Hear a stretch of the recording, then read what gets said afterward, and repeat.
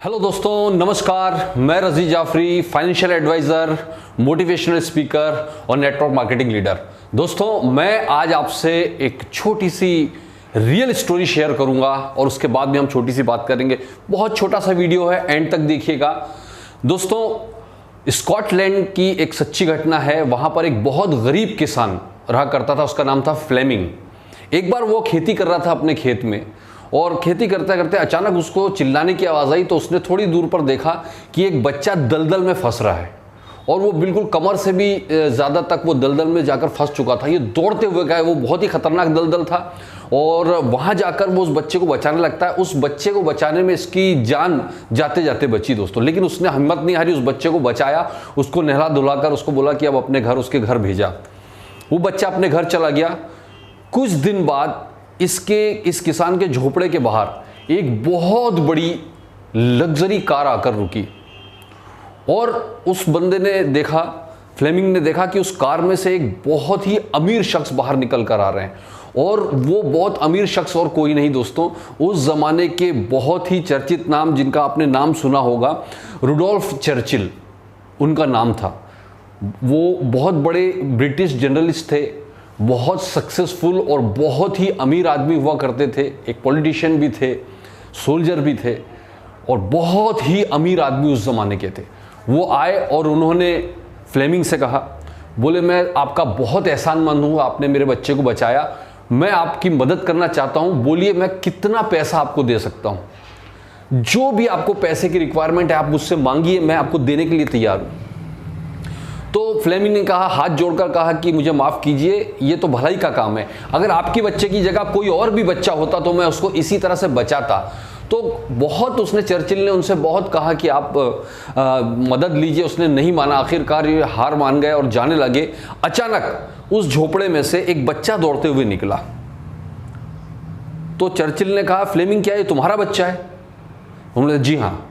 तो बोले, चलिए, मेरी इतनी सी बात तो मान लीजिए कि जिस कॉलेज में मेरा बच्चा, जिस स्कूल कॉलेज में मेरा बच्चा पढ़ाई कर रहा है, मैं आपके बच्चे का एडमिशन भी मेरे बच्चे के साथ करवाना चाहता हूं, और मैं उसकी पढ़ाई का खर्चा उठाऊंगा। तो फ्लेमिंग मान गए दोस्तों। उन्होंने उस बच्चे का दाखला उस ज़माने में इंग्लैंड के लंदन के जो सबसे बड़ा मेडिकल कॉलेज था, जो बहुत बड़ा मेडिकल कॉलेज था, saint Mary's medical college of London, वहाँ पे उनका एडमिशन कराया। और जानते दोस्तों, फ्लेमिंग का वो बच्चा जिसका एडमिशन चर्चिल ने कराया था, आगे जाके 28 सितंबर 1928 को उस शख्स ने दुनिया के पहले एंटीबायोटिक यानी पेनिसिलिन का आविष्कार किया। और वो शख्स और कोई नहीं था, वो बंदा था अलेक्जेंडर फ्लेमिंग, महान वैज्ञानिक अलेक्जेंडर फ्लेमिंग, जिनको 1945 में नोबेल प्राइज़ भी मिला था। तो भलाई लौट कर आती है। इसने भलाई किया, और उस बंदे ने भलाई के बदले में उस बच्चे को अपनी जगह सही एजुकेशन दिलवाया, और वो भलाई लौट कर आई, और वो जाकर इतना बड़ा वैज्ञानिक बना। और कहानी यहाँ ख़त्म नहीं होती है दोस्तों, कहानी में अभी ट्विस्ट बाकी है। इस बंदे ने, जब जिस बच्चे को बचाया गया था, जिस बच्चे को फ्लेमिंग ने बचाया था, वो चर्चिल के बेटे को, वो बच्चा आगे जाके निमोनिया से पीड़ित हो गया। बहुत ही खतरनाक बीमारी, उस ज़माने में डेथ हो जाती थी। उस निमोनिया होने के बाद में इस पेनिसिलिन की वजह से उसकी बच्चे की जान बची, उस चर्चिल की जान बची। और आगे जाके वो चर्चिल ब्रिटेन का, यूके का 2 बार प्राइम मिनिस्टर बना। कौन? आप गैस कीजिए दोस्तों, विंस्टन चर्चिल, यूके का 2 बार का प्राइम मिनिस्टर। और दोस्तों, जब 1945 में अलेक्जेंडर फ्लेमिंग को जब नोबेल प्राइज़ दिया गया, उनसे कहा गया कि आप एक काम कीजिए, क्यों ना आप पेनिसिलिन का पेटेंट करा लें, आपको करोड़ों डॉलर मिलने वाले हैं। इसने मना कर दिया, मुझे करोड़ों डॉलर नहीं चाहिए, मुझे लोगों की भलाई चाहिए। और दोस्तों, सेकेंड वर्ल्ड वॉर में करीबन 20 से 30 लाख सैनिकों को उसी पेनिसिलिन ने बचाया। तो दोस्तों, आप इस पूरी स्टोरी में देखिए, रियल स्टोरी में भलाई एक बार की गई, लेकिन वो भलाई कितने बार रिपीट होकर बार बार वापस आते गई दोनों के साथ में।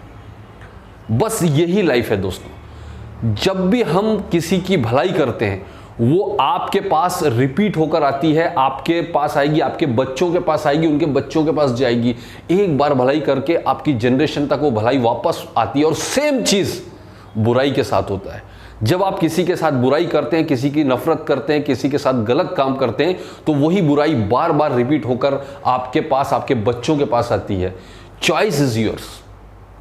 आपको जिंदगी में क्या करना है ये हमको चॉइस करना होता है दोस्तों। बस एक ही काम है, लोगों का भला करते रहिए, लोगों के बारे में अच्छा सोचिए, लोगों की मदद कीजिए। मैं डेफिनेटली कहता हूं, गारंटी के साथ कहता हूं कि ये आज नहीं तो कल हमारे साथ वो रिपीट होकर आने वाला है। बस लोगों के बारे में अच्छा सोचिए, खुश रहिए और जिंदगी का मजा लीजिए दोस्तों।